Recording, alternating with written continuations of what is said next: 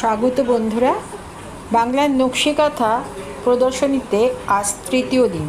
আমি রয়েছি মাবিয়া বিবি স্টলে। আপনারা দেখছেন এক চমৎকার নকশিকাঁথা। দিদি খুলে দেখাচ্ছেন বিশাল মাপের এই নকশিকাঁথা। অনেকেই এই ধরনের নকশিকাঁথা সংগ্রহ করেছেন।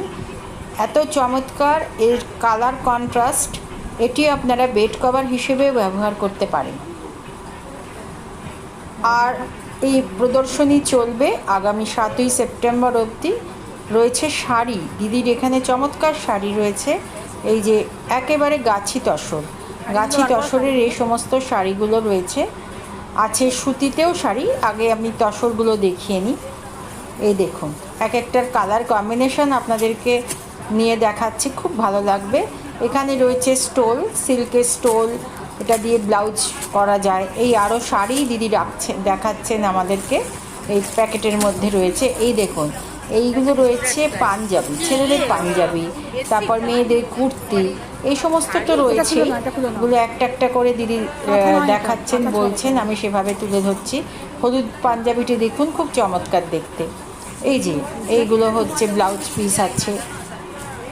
এই যে দেখাচ্ছেন, দিদি খুলেছেন, খুব চমৎকার একটি শাড়ি খুলেছেন।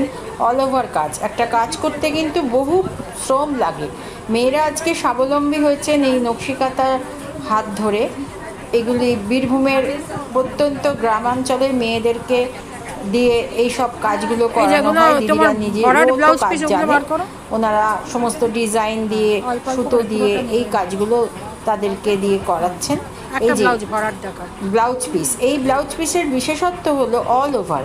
মানে আমরা এখানে যে কলকাতায় দেখি হাঁটতে এবং পিঠে, আর খুব কাজগুলো ভালো হয় না সেগুলো, কিন্তু এই দেখুন, এই যে একটা ব্লাউজ পিস কালোর ওপর কি চমৎকার লালের কাজ, একটা অন্য রকম সারা মানে গা জুড়ে আপনার ব্লাউজের এই ডিজাইনটা পড়বে। এই সমস্ত দেখতে বা জানতে আপনারা চলে আসুন গগনেন্দ্র প্রদর্শনশালা, একেবারে রবীন্দ্র সদন চত্বরে। আর এই হচ্ছে ব্লাউজ দেখালাম, তৈরি করা ব্লাউজ এগুলো। তো এই একটি পাঞ্জাবি পিস খুলেছেন, সিল্কের পাঞ্জাবির কাজ।